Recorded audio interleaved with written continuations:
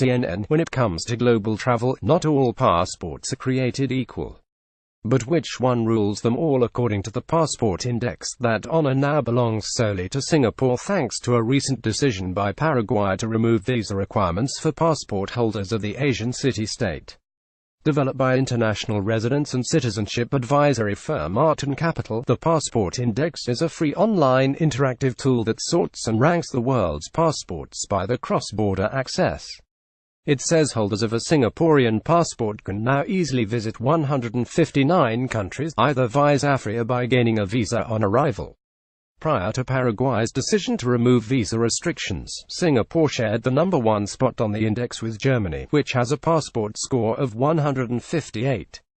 For the first time ever, an Asian country has the most powerful passport in the world, said Philippe May, managing director of Arton Capital's Singapore office. Singapore has constantly increased its passport strength since it became independent in 1965, May explained to CNN. This due to a smart and far-sighted foreign policy, excellent diplomacy and by understanding globalization as an opportunity. Unlike Schengen member countries in Europe, Singapore decides alone who to grant visa-free access. Singapore is not locked into a common travel zone, e.g. with other ASEAN countries, and never had to impose visa restrictions on foreign nationals only because other ASEAN member countries have restrictions. Other Asian passports in the top 20 include those of South Korea, Japan and Malaysia.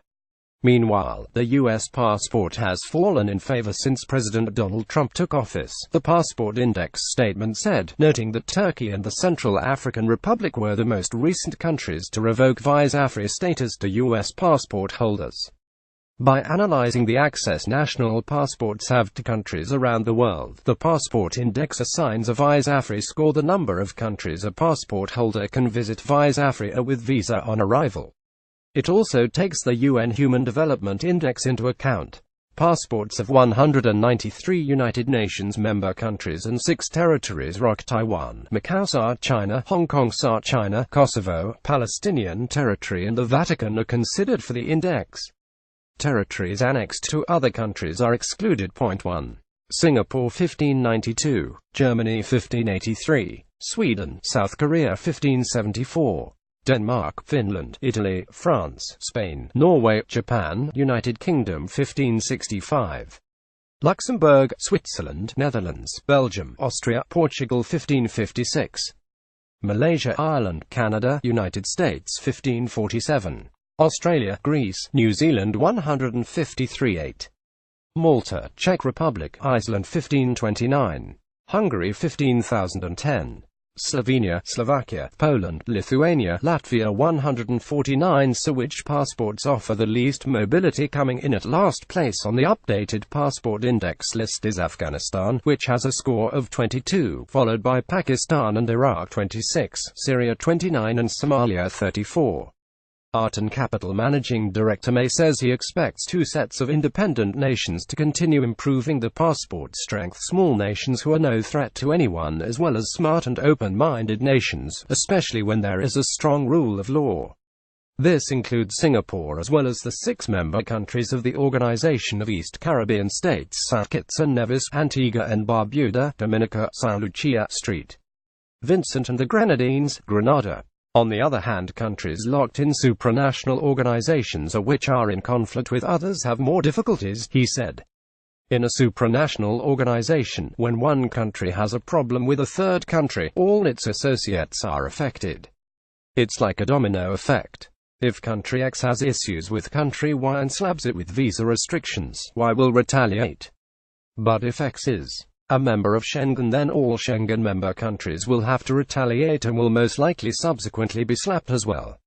Visa-free global mobility has become an important factor in today's world, said Armand Arton, founder and president of Arton Capital, at the recently held Global Citizen Forum in Montenegro.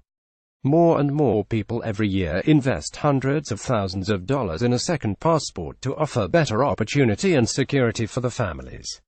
How do you obtain a passport from a country you don't live in? That's where companies like Arton Capital come in, helping high-net-worth individuals enlist in citizenship by investment programs (CIPs), where investing in a country's economy can grant easy access to more powerful passports.